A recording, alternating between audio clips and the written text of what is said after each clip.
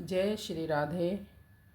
आप सभी भक्तजनों का स्वागत है श्रीमद् भगवत गीता के इस दिव्य पाठ में। कोई विरला ही श्री कृष्ण को जानना चाहता है या जान पाता है। हमें हमेशा याद रखना होगा कि हम भगवान के हैं और भगवान हमारे हैं।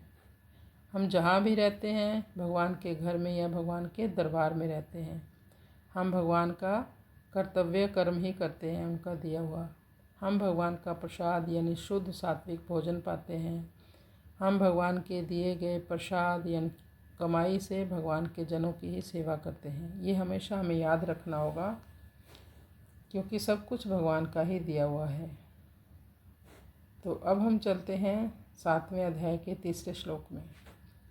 मनुष्याणां सहस्रेषु कश्चित् यतति सिद्धये यततामपि सिद्धानां कश्चिन्मां वेत्ति तत्त्वतः।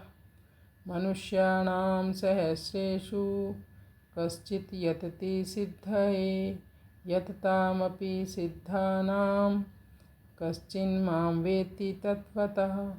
इस श्लोक में बताया है कि भगवान को जानना कितना दुर्लभ है। भगवत विषयों में रुचि कितने लोग ले पाते हैं। भगवान कहते हैं मनुष्यानाम सहस्रेषु, हजारों मनुष्यों में से कोई व्यक्ति सिद्धि पाने का प्रयास करता है। कश्चित् यतति सिद्धये, और ऐसा नहीं जो सभी प्रयास करते हैं वो सभी सिद्ध ही बन जाते हैं। यततामपि सिद्धानाम, और प्रयत्नशील सिद्धि को पाने वालों में से कोई एक व्यक्ति भगवान को तत्वता यानी पूर्ण रूप से समझ पाता है। कश्चिन माम वेत्ति तत्वता, सामान्यतः लोगों का ध्यान कहाँ होता है? यही भौतिक जीवन में आहार, निद्रा, भय, उन्माद, भौतिकता, इन सब में ध्यान रहता है। तो उनका जीवन तो पशुओं जैसा ही हुआ। पशुओं में और मनुष्यों में फिर कोई फर्क नहीं रहा। हजारों मनुष्यों में से कोई व्यक्ति धर्म क्या है, वेद क्या है, नीति क्या है, स्वर्ग क्या है, मोक्ष क्या है, आत्मा क्या है, परमात्मा क्या है, इन विषयों को जानना चाहता है। इनमें से भी कोई विरला ही जान पाता है कि श्री कृष्ण कौन है। श्री कृष्ण को जानना इस संसार चक्र से मुक्त हो जाना है। जन्म कर्म च मे दिव्यम, क्योंकि भगवान के जन्म कर्म सब दिव्यम है। यद्यपि भगवान श्री कृष्ण बाल लीला में माटी खाते हैं, फिर भी वह सामान्य बालक तो नहीं है। भगवान कहते हैं मेरे जन्म और कर्म सब दिव्य हैं। जो मेरी लीलाओं को और मुझे प्रेम करते हैं, मैं उनको अपना धाम देता हूँ। भगवान कितने मधुर हैं। भगवान के माधुर्य ज्ञान को कोई कोई ही पा सकता है।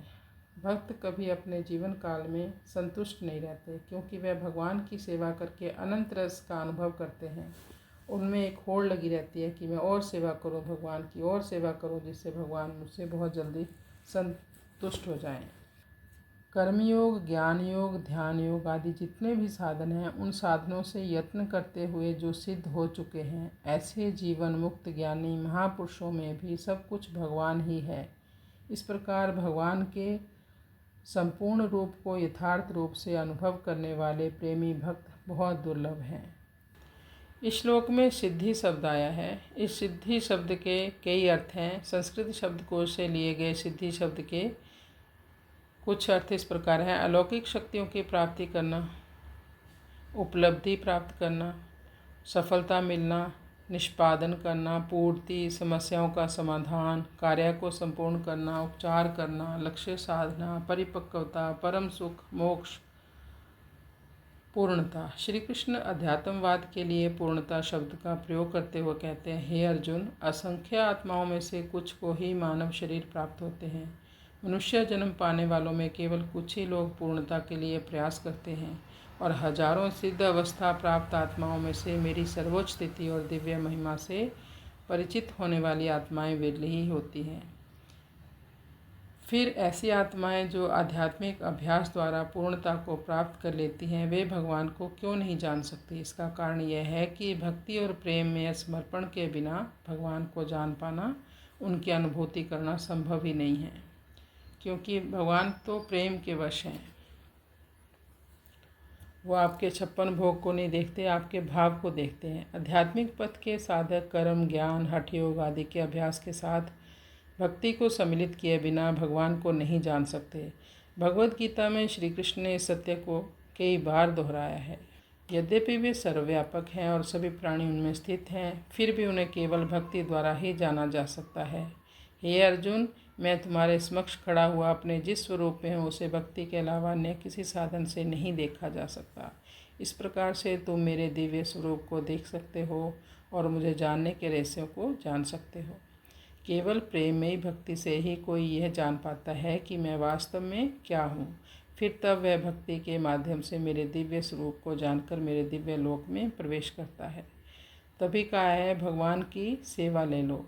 कोई भी सेवा ले लो, बाल रूप ठाकुर जी रख लो, शालिग्राम जी बिठा लो अपने घर में, या विग्रह रख लो जिसमें आप भगवान की सेवा में हमेशा लगे रहें। तो आपके भाव जो हैं वो सात्विक रहेंगे। आपके घर में जो भोजन बनेगा वो भी सात्विक बनेगा, क्योंकि भगवान को भोग लगाना होगा।